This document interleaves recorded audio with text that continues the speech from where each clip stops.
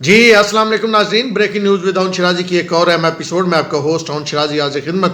ناظرین، جن کے لیے ہم نے پوری دنیا سے ٹکر لی اور جن کی وجہ سے ہمارا ناطقہ بند ہوا، ہمیں دہشت گرد ملک کے طور پہ جانے لگا اور دنیا ہماری طرف ہر وقت شک کی نگاہ سے دیکھتی ہے، اس افغانستان کی جانب سے جو ہمیں نیا سرپرائز ملا ہے، یا آپ یہ کہیں کہ نیا تحفہ ملا ہے، وہ حیران کن بھی ہے اور پریشان کن بھی۔ عجیب و غریب کہانی ہے۔ جب یہ ڈیٹیل میں آپ کے سامنے رکھوں گا تو آپ پریشان ہو جائیں گے کہ وہ افغان جس کے لیے ہماری اخباریں افغان باقی کوثار باقی الحکم للہ اور الملک للہ جیسی چیزیں ریگولر طور پہ روزانہ کی بنیاد پہ چھاپ رہے تھے، وہ جن کے لیے ہم دنیا سے مانگ تانگ رہے تھے، وہ جن کی حکومت کو دنیا ریکگنائز نہیں کر رہی، لیکن ہم دنیا کو یہ کہہ رہے ہیں کہ ان طالبان کی جو عبوری حکومت ہے ان کے ساتھ تعاون کریں، اور یہی حقیقی نمائندے ہیں۔ ہم یہ بتا رہے ہیں، دنیا کو باور کروا رہے ہیں کہ یہی حقیقی نمائندے ہیں اصل میں افغان عوام کے، اور اس وجہ سے ہمارے خلاف خطے میں تو جو کچھ ہوا، افغانستان کے لوگ ہم سے کتنی نفرت کرتے ہیں وہ آپ نے میچوں کے دوران بھی دیکھ لیتے ہیں۔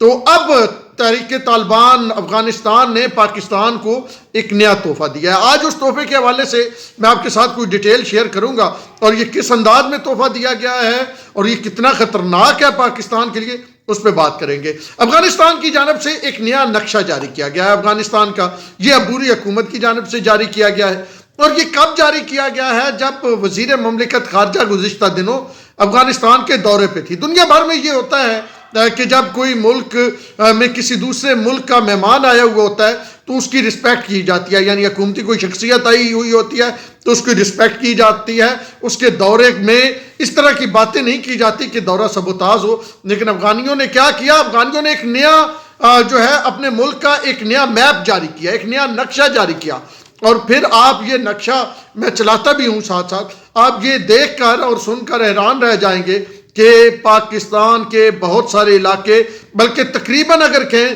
آدھا پاکستان جو ہے وہ انہوں نے اپنے نقشے میں شامل کر لیا، اور جو سلطنت اسلامیہ افغانستان ہے جس کے بلائیں لیتے ہوئے ہم رکتے نہیں ہیں، اس میں انہوں نے کہا ہے کہ یہ اس سلطنت کا حصہ ہے۔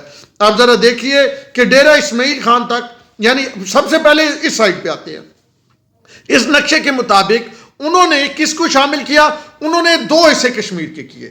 انہوں نے کہا جی ایک کشمیر ہے ہندو قبضے میں، کشمیر ہے ہندو کشمیر ہے، بھارتی کشمیر ہے، اور دوسرا افغان کشمیر ہے۔ یعنی کشمیر پہ اس نقشے کے مطابق جو ہے وہ کلیم ہے افغانستان کا کہ کشمیر ان کا ہے۔ اچھا، صرف کشمیر پہ کلیم نہیں ہے، ساتھ آگے گلگت پہ بھی انہوں نے کلیم کر لیا، اور یہ ایریا ہو گیا نا، ڈسپیوٹیڈ ایریا تھا کشمیر۔ اچھا، ایک انڈیا کو کشمیر نہیں رہے، پاکستان کو جڑا کشمیر ہے اس نے افغانستان نے بھائی جان قبضہ کرنا، یعنی انہوں نے کہا ہے کہ یہ ہمارا حصہ ہے۔ اچھا، دوسرا حصہ انہوں نے کہا یہ وہ ہیں جن کی روزی روٹی ہم پوری کر رہے ہیں، جن کے ابھی بھی 30-40 لاکھ جو ہیں وہ پڑھت لکھت والے، یعنی حقیقت میں یعنی جو اقوام متحدہ کے پاس بھی جن کے ڈاکومنٹس ہیں وہ افغانی ادھر ہیں، ویسے تو 70-80 لاکھ تھے۔ انہوں نے اب شادیاں یہاں پہ کر لی، اب یہیں پہ وہ رہنے لگے، اور وہ سارا سسٹم ان کا یہاں پہ چل رہا ہے۔ دوسری تیسری جو ان کی نسل ہے وہ تو اب پہچانے بھی نہیں جا رہے، ان کے تو شکلیں جو ہیں وہ کوئی سندھیوں جیسا ہے، کوئی پنجابیوں جیسا ہے، کوئی پٹھانوں جیسا ہے،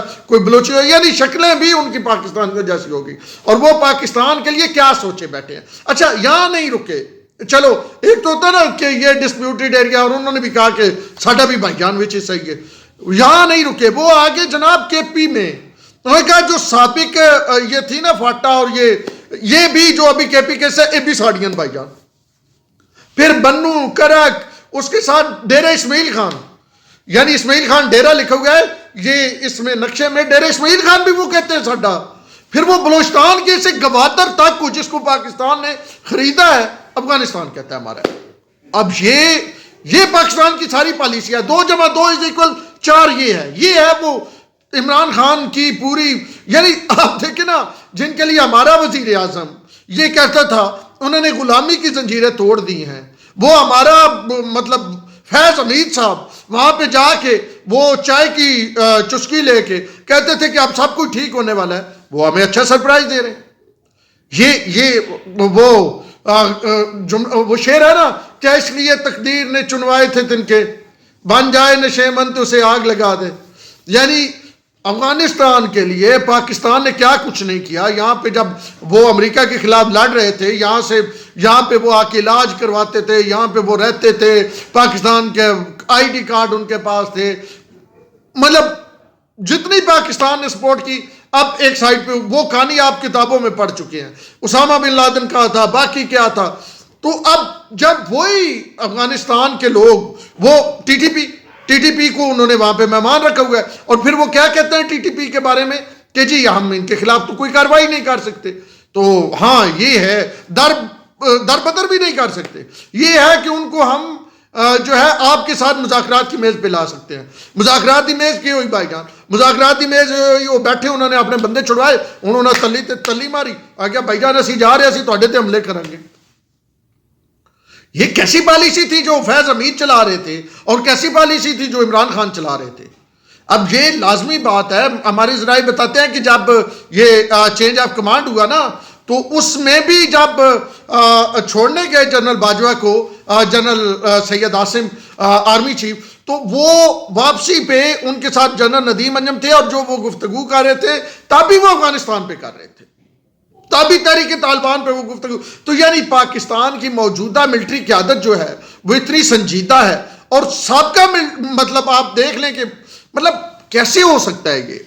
فیض حمید, دنیا نے وہ کب دیکھا نا, وہ دنیا پوری میں گیا کہ افغانستان تو پاکستان کی مٹھی میں ہے, پاکستانی تو جس طرح چاہے وہ. اچھا افغانستان میں کیا ہو رہا ہے, عورتوں کو کوڑے مارے جا رہے ہیں, بچیوں کے لیے سکول بند کیے جا رہے ہیں, یہ سارا کچھ کیا جا رہا ہے, اور پھر بھی وہ کہتے ہیں کہ پاکستان ہمیں دنیا میں ریکگنائز کروا کے دے. اچھا پاکستان کیسے ریکگنائز کروا کے دے؟ پاکستان میں یہ جو ڈالر کی کمی ہے یہ افغانستان کی وجہ سے ہے.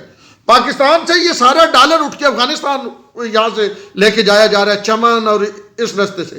اچھا پھر افغانستان سے پاکستان پہ حملے ہو جاتے ہیں, پاکستان کی سیکورٹی فورسز پہ. اچھا ڈیوڈ لائن کو وہ مانتے ہی نہیں ہیں, وہ کہتے ہیں ڈیوڈ لائن تو ہم نے توڑنی ہے.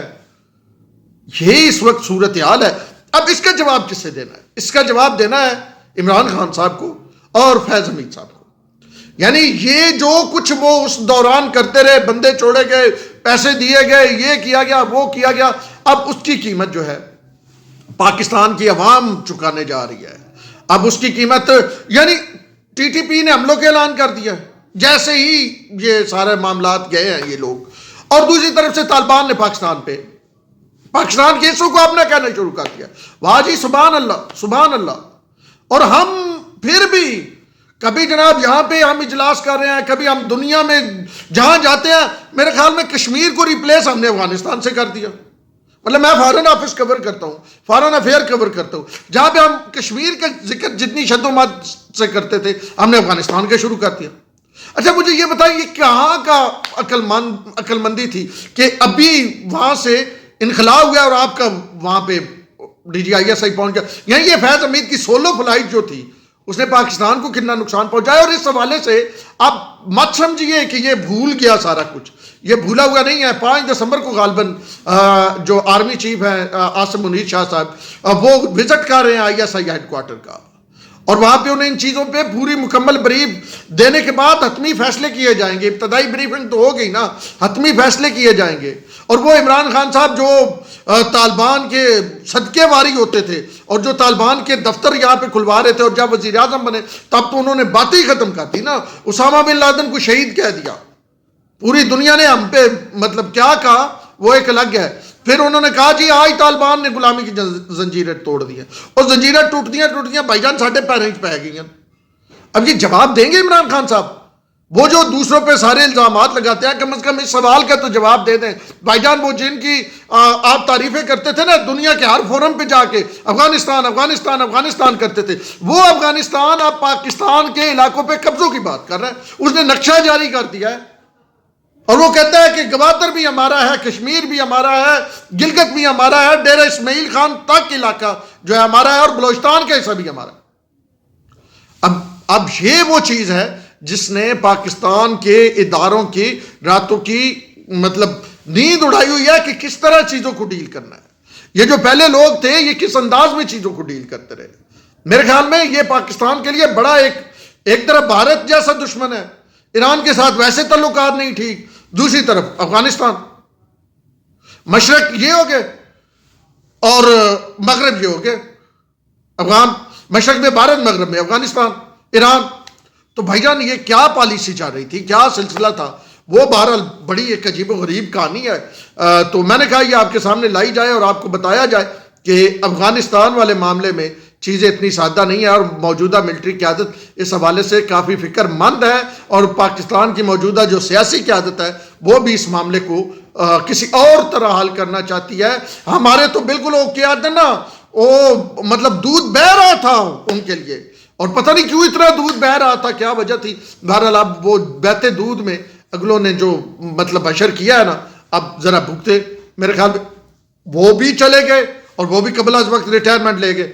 اب بھگتنا تو اس عوام کو ہے، پاکستان کے لوگوں کو ہے، اور یہ بڑا مشکل ٹائم ہے. اللہ پاکستان کی حفاظت کرے اور پاکستان پہ اپنا کرم جاری رکھے، اور اس کے باسیوں کو محمد والے محمد کے صدقے ہر قسم کے جو ہے وہ تباہی و بربادی سے محفوظ رکھے اور پرسکون رکھے. اون شرازی کو دیجیے اجازت. اللہ